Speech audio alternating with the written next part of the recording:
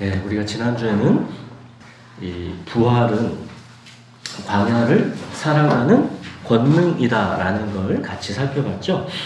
하루하루가 결코 만만치 않은 이 광야를 살아가는 우리 삶의 현실에서 이제 건강 문제, 관계 문제, 돈 문제, 자식 문제, 일 문제, 일상의 이 작은 죽음들이 우리를 위협해 온다 그랬죠. 그때 우리는 이 일상의 작은 죽음들의 위협에 맞서 빌라도 앞에서의 예수님처럼 이렇게 말하자 그랬죠. 위에서 주지 아니하셨더라면 나를 해할 권한이 너에게 없다. 이렇게 나를 향하신 하나님의 절대 주권을 믿고 내가 무슨 일을 당하든 그 삶을 믿음으로 받아들이자 그랬죠. 자, 이게 바로 하나님께서 우리를 양육하시기 위해 예비하신 이 광야를 살아가는 부활의 권능입니다.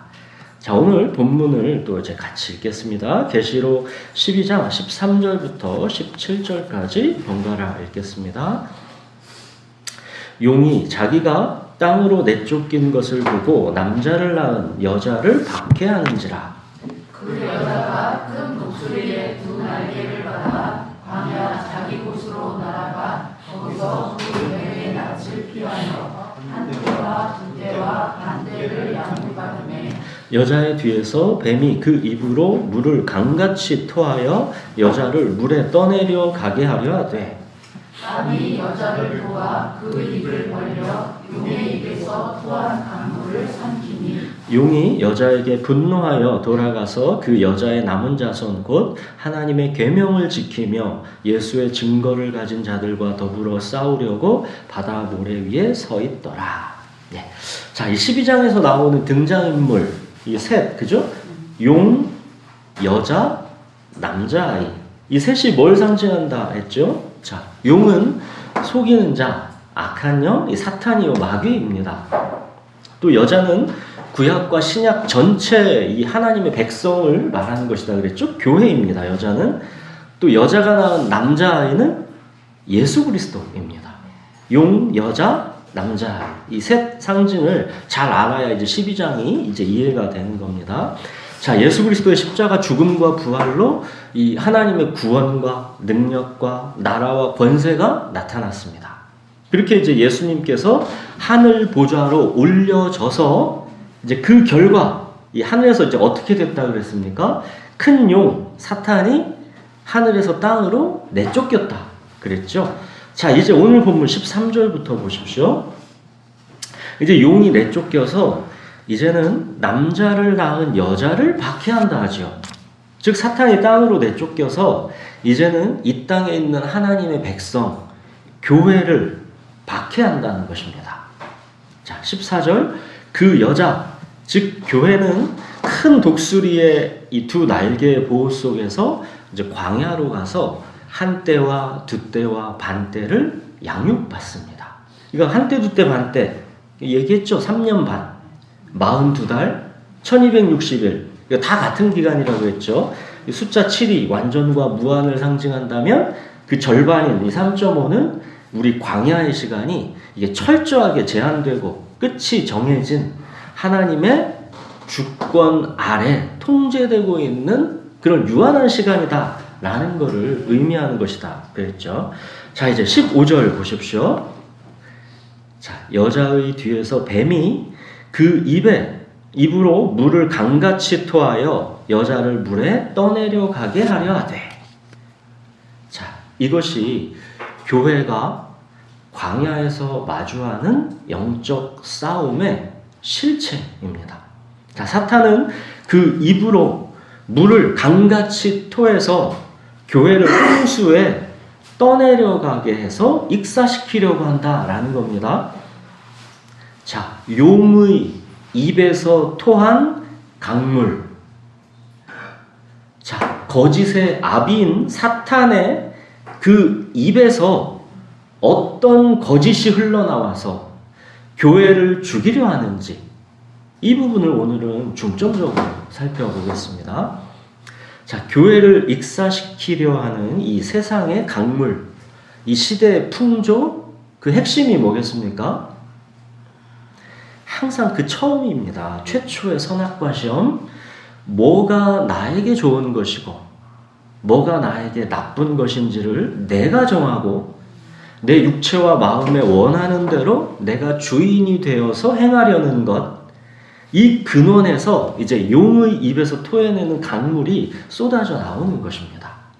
자, 한마디로 내가 주인이 되고자 하는 것, 내가 하나님과 같이 되고자 하는 것, 이게 항상 이 세상의 강물이요, 이 시대의 풍조인 것입니다. 이걸 잘 보여주는 게 이제 예수님의 광야 시험 세 가지죠. 이 광야 시험 세 가지는 이 최초의 아담의 선악과 시험의 그 본질을 구체적으로 보여주는 것입니다. 그렇기 때문에 이 용의 입에서 토한 강물, 그 거짓과 유혹의 실체가 뭔지는 예수님의 이 광야 시험 세 가지를 우리가 보면 알 수가 있습니다. 자, 첫 번째 시험은 뭐였습니까? 자, 하나님의 아들이라면서, 하나님의 백성이라면서 배고픈 게 말이 돼? 하나님이 너를 사랑한다면서 지금 네 꼴이 그게 뭐야? 자, 사탄의 입에서 토해내는 이 강물에 휩쓸리기가 정말 쉽지요. 우리 광야의 현실에서 돈 문제, 관계 문제, 건강 문제, 이런 작은 이 일상의 이 죽음들이 들이닥치는 겁니다. 이때 사탄은 입에서 거짓의 강물을 토해내지요. 하나님은 너를 사랑하지 않아. 너에게 관심이 없어.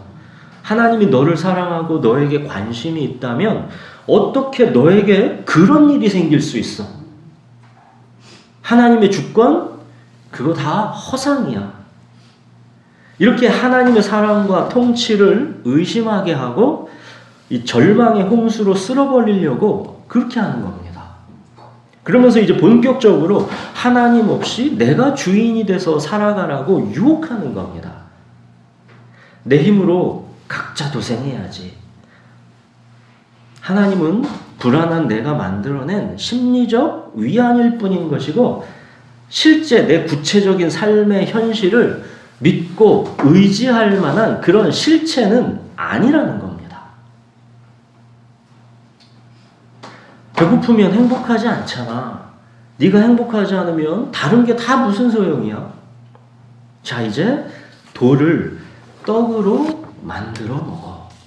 이게 사탄의 시험이죠. 여러분, 돌이 떡이 되게 하는 것, 이건 예수님은 그럴 능력이 있어서 시험거리가 된다지만, 자, 우리에게도 이럴 능력이 있습니까? 그래서 이게 우리에게도 돌을 떡으로 만들어 먹는 게 유혹이 됩니까? 자, 보십시오. 우리 삶에는 제한된 시간과 제한된 돈이 주어져 있습니다. 건강, 목숨 다 마찬가지입니다. 상징적으로 시간과 돈 얘기만 합니다. 자, 우리가 내게 주어진 모든 시간, 모든 돈을 하나님이 정하신 이 제약을 넘어서까지 자기가 주인이 되어서 살아간다면 이거는 돌을 떡이 되게 하는 것과 같은 것입니다. 하나님께서 내게 줄로 재어준 구역을 신뢰하지 못하고 내 욕구와 필요를 위해서 하나님께서 정하신 경계를 넘어서는 것입니다. 자, 구약의 율법에서 시간의 제약 조건인 안식일이 있고 돈의 제약 조건인 11조와 여러 가지 봉헌이 있지요. 자, 이 경계를 넘어선다면 그거는 돌을 떡이 되게 해서 내 욕구와 필요를 채우는 것입니다. 이건 하나님의 주권, 시간과 돈의 제약을 무시하고 떡이 전부다라는 이 시대의 강물, 이 세대의 풍조에 휩쓸려 떠내려가는 것입니다. 여러분, 안식일과 11조는 단순한 율법이 아닙니다. 내 인생의 주권자가 내가 아니라 하나님이시다라는 것을 내가 인정하고 고백하는 최소한의 안전선입니다. 자, 광야 40년을 만나와 메추라기로 하나님께서 주권적으로 이스라엘 백성을 먹이셨습니다. 안식일에는 거두러 나오지 말라 그러셨죠. 그 전날에 2배를 주셨죠.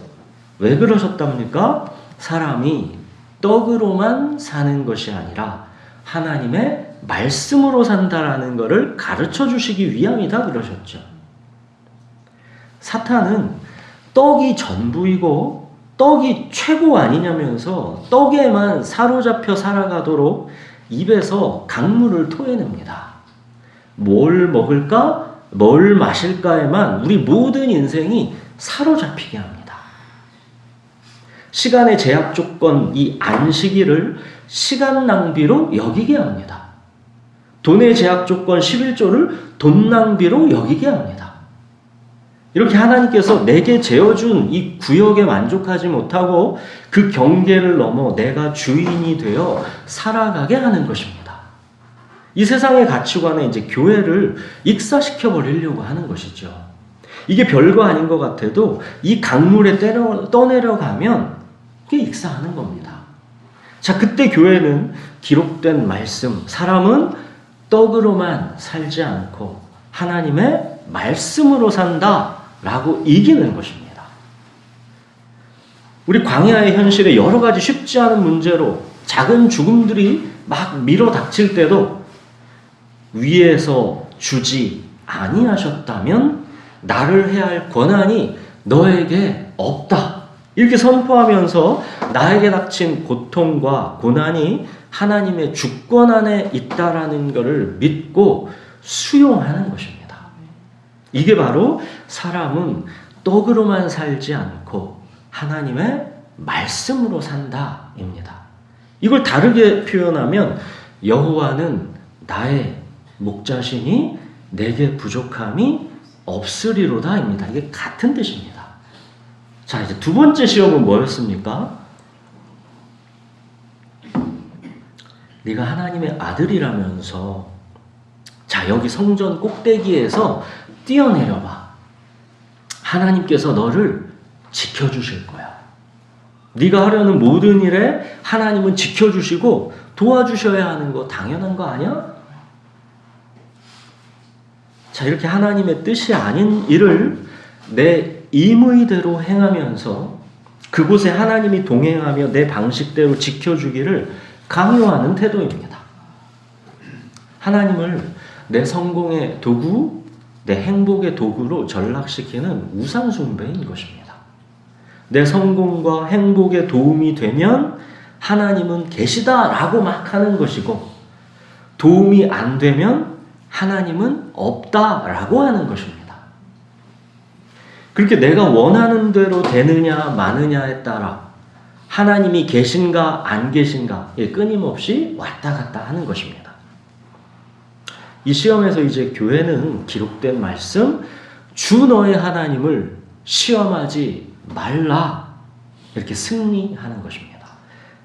앞이 보이지 않아도 이해되지 않아도 끝까지 하나님의 선하심과 인자하심이 반드시 나를 따르고 있다라는 것을 믿는 것입니다.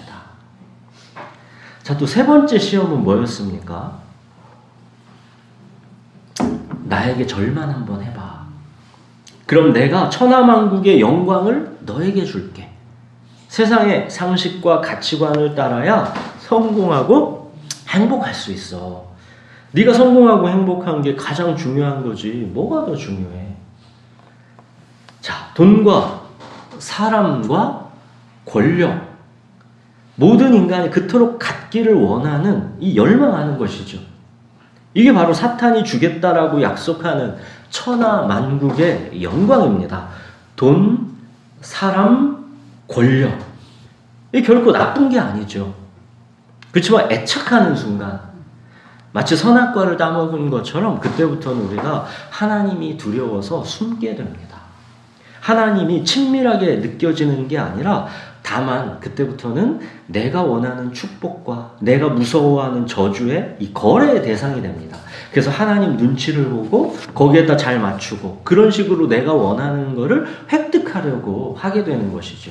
돈, 사람, 권력 이 세상의 유혹 앞에서 교회는 기록된 말씀, 주 너의 하나님께 경배하고 다만 그를 섬기라 하면서 이 사탄아 물러가라 승리하는 것입니다.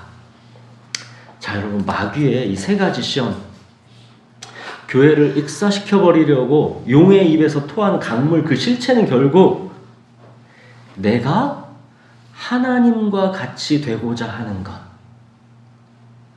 나의 원함이 곧 하나님의 뜻이어야 한다라는 주장입니다. 내가 주인이 돼서 하나님을 내 행복의 도구로 쓸 것인가, 아니면 하나님을 주인으로 인정해서 지금 당장은 나에게 좋게 보이지 않아도 하나님의 선하심을 믿을 것인가. 이게 시험의 본질입니다.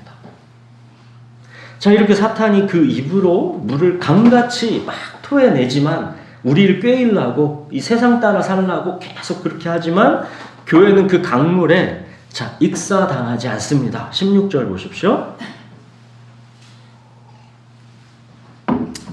땅이 여자를 도와 그 입을 벌려 용의 입에서 토한 강물을 삼키니.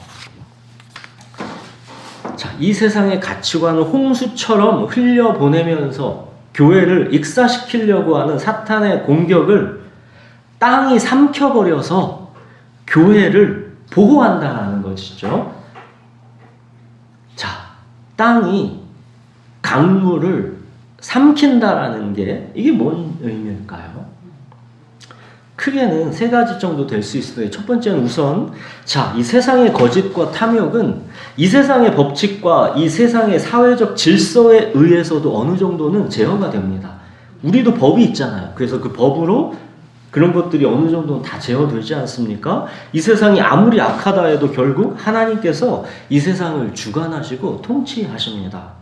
자, 하나님은 바벨론 포로를 풀어내기 위해서 페르시아의 고레스 왕을 쓰셨던 것처럼 오늘날도 하나님은 주권적으로 이 세상의 통치자들을 다 사용하실 수 있는 겁니다. 이 세상의 질서, 법과 규칙, 이것 통해서도 하나님은 어느 정도의 질서를 잡는 것이죠.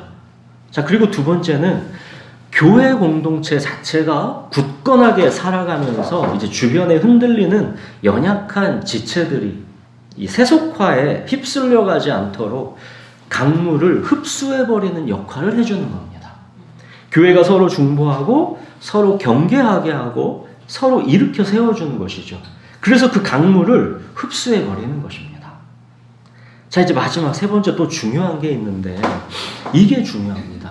그거는 바로 고난의 역할입니다. 이 척박한 광야의 고난이 도리어 우리가 애착하고 의지했던 세상의 안락함을 놓아버리게 합니다. 역설적이게도 고난이 오히려 성도를 보호하는 것입니다. 시편에서 그러죠. 고난 당하는 것이 내게 유익이라. 이로 말미암아 내가 주의 율례들을 배우게 되었나이다. 우리가 이 신비를 다 이해할 수는 없죠. 그렇지만 하나님이 창조하신 섭리 속에서 고난을 통해서 사탄의 입에서 쏟아지는 강물을 흡수하신다는 겁니다. 세상의 기준으로 볼 때 땅이 갈라지게 되는 고통은 재앙이지요. 그러나 신비하게도 영적인 시각에서는 땅이 갈라지는 그 틈, 그 고통이 나를 쾌락과 세속화에 익사시키려 하는 이 사탄의 강물을 흡수해버리는 하나님의 안전장치가 되고 있는 겁니다. 이거는 우리가 지식으로는 모릅니다. 우리가 삶에서 이 고통을 진짜 당해봐야, 우리가 진짜 아파봐야 그때 이게 뭔지를 압니다. 자, 편안함과 안락함의 소가 강물에 떠내려 가는 거, 이건 죽는 길인 것이고, 비록 땅이 갈라지는 고통과 고난이어도 그 속에서 사탄이 보내는 강물이 삼키워지는 것, 이게 사는 길입니다. 자, 이제 마지막 또 17절을 한번 보십시오.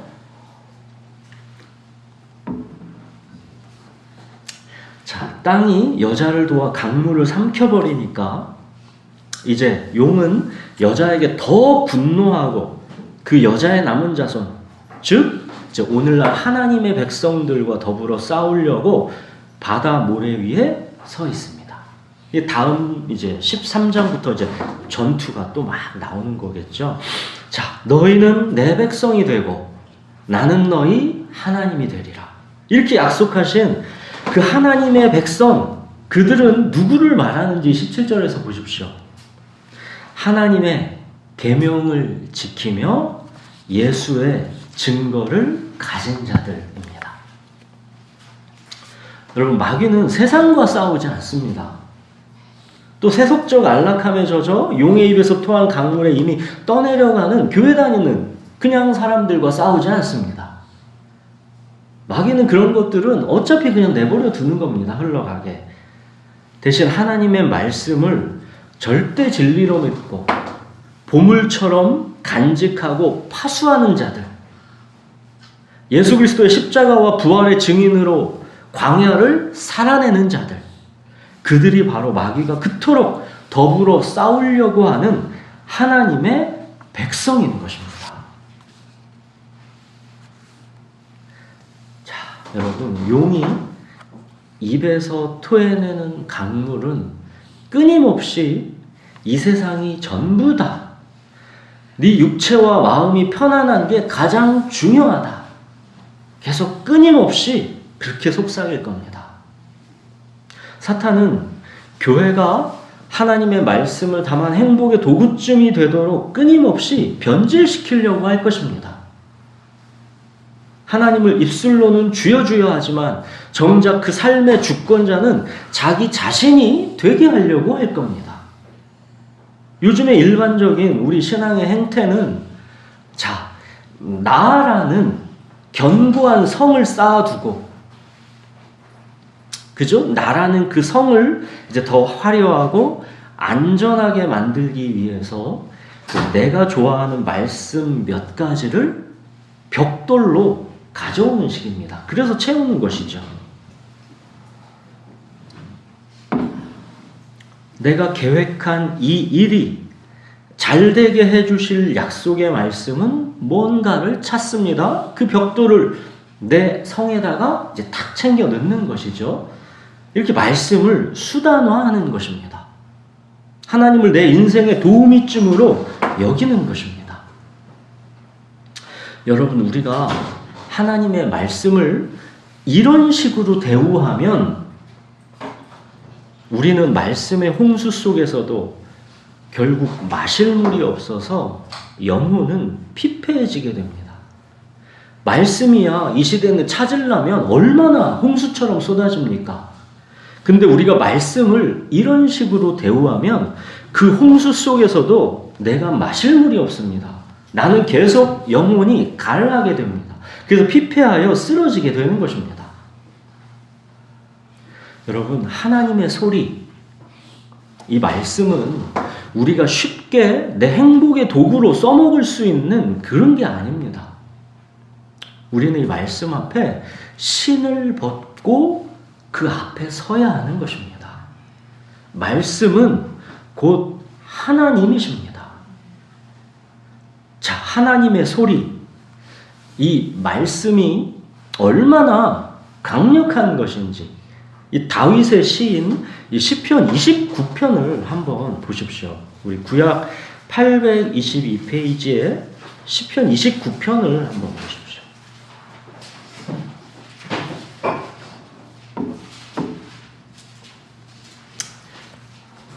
자, 구약 822페이지에 우리 시편 29편 3, 4절을 제가 한번 읽겠습니다. 거기에 쭉 보면 이 여호와의 소리라는 게 계속 7번 반복해서 나오거든요. 그 중에 3, 4절만 제가 한번 볼게요. 여호와의 소리가 물 위에 있도다. 영광의 하나님이 우레소리를 내시니 여호와는 많은 물 위에 계시도다. 여호와의 소리가 힘있으며 여호와의 소리가 위험차도다. 이 29편에 요 몇 구절에 여호와의 소리가 7번 나옵니다. 이 7은 완전수다 그랬죠. 그만큼 꽉 차 있는 겁니다. 하나님의 말씀, 하나님의 소리라는 걸로. 자, 이 사탄의 입에서 강물이 홍수처럼 쏟아져서 우리를 쓸어버리려고 하지만 여기 보시면 자, 많은 물 위에 계신 하나님의 소리, 말씀이 우리를 지키는 것입니다. 우리는 하나님의 소리, 이 말씀을 내 행복의 도구로 써먹을 수 있는 이런 애완견 취급하는 경우가 많습니다. 그러나 하나님의 소리, 이 말씀은 애완견이 아니라 유다의 사자입니다. 온 땅에 보십시오. 우레소리를 내는 영광의 하나님이다 그러죠. 그 소리는 힘이 있고 그 소리는 위험차다 그러죠. 여러분, 우리가 애완견 취급하는 말씀은 우리가 평탄할 때는, 우리가 뭔가 잘 될 때는, 내 계획이 잘 이루어질 때는 그걸 가져다가 위로가 되고 힘이 될 수가 있어요. 그렇지만 우리를 고통과 고난에서 살려내지 못합니다. 우리가 그 앞에 신을 벗고 서는 영광의 하나님의 말씀, 유다의 사자만이 우리를 고통과 절망과 슬픔과 죽음 속에서도 건져내서 살려내시는 겁니다. 시편 29편 8절에 또 그러죠. 여호와의 소리가 광야를 진동하시며 여호와께서 가데스 광야를 진동시키시도다.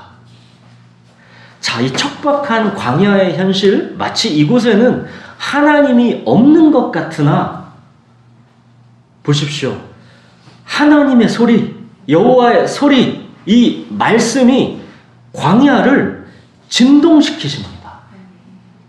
자, 광야, 이게 히브리어로 뭐랬습니까? 미드바르 그랬죠. 뭐뭐로부터를 의미하는 전치사 이 미랑 하나님의 말씀을 뜻하는 다바르가 결합된 단어입니다.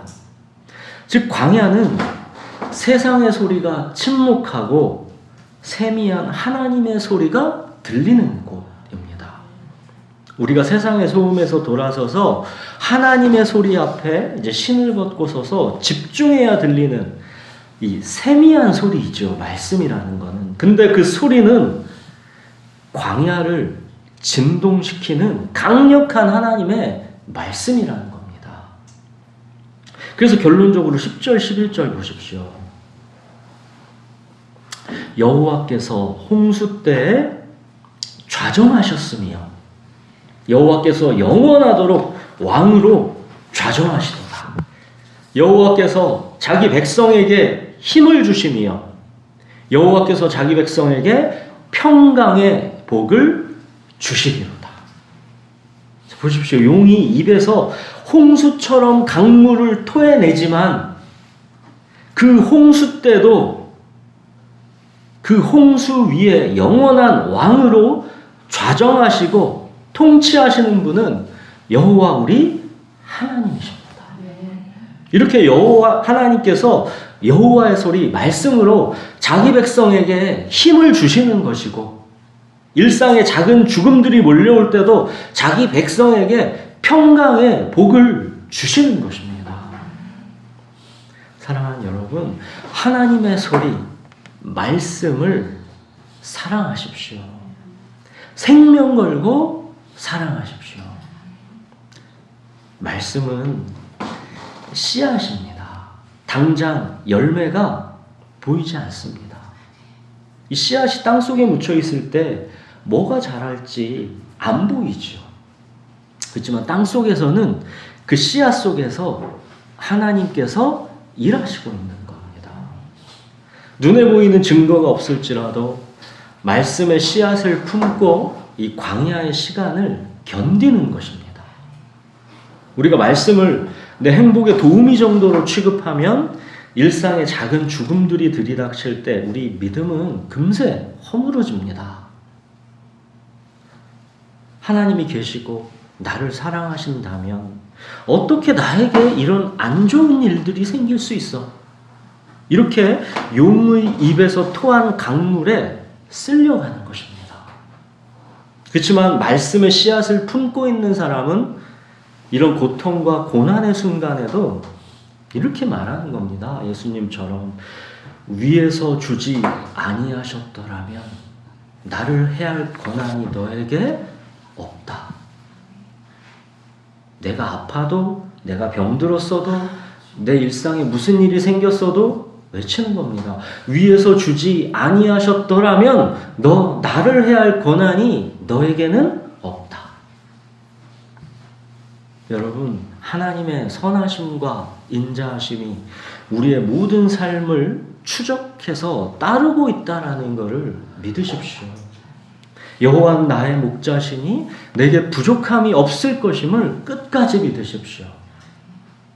고통과 고난이 우리를 해치려고 하지만 오히려 신비하게도 그 고통과 고난이 용의 입에서 토한 강물을 삼켜버립니다. 이건 우리가 생각지도 못한 고난의 유익인 것이죠.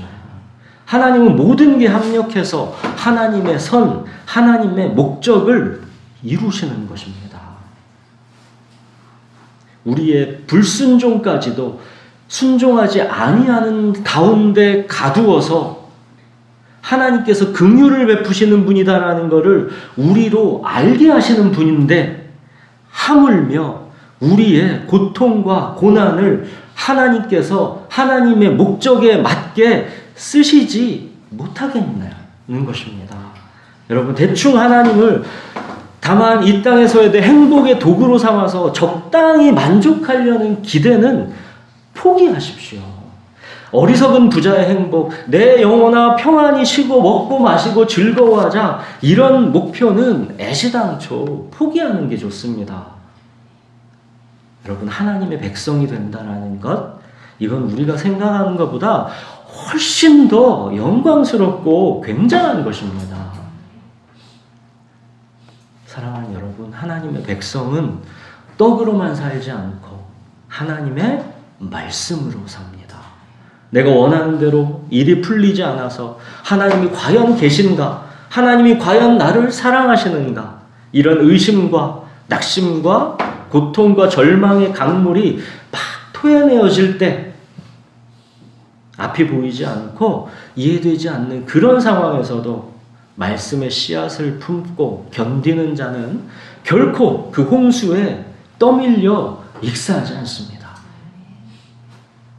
여호와께서 홍수 때에 좌정하셨으며 여호와께서 영원하도록 왕으로 좌정하시도다. 여호와께서 자기 백성에게 힘을 주시며 여호와께서 자기 백성에게 평강의 복을 주시리로다. 세상은 알 수 없는 평강이 고통과 고난을 우리가 당하고 있는데도 그 가운데 임한다라는 겁니다. 이게 하나님 백성의 영광이고 신비입니다. 여러분, 우리가 말씀을 품고 인내하기로 결단할 때 하나님은 당신의 창조 세계인 이 온 땅을 움직여서 사탄의 입에서 토한 강물을 삼켜버리실 겁니다. 내가 나의 인내의 말씀을 지켰은즉 내가 또한 너를 지키리라. 우리 기도하겠습니다.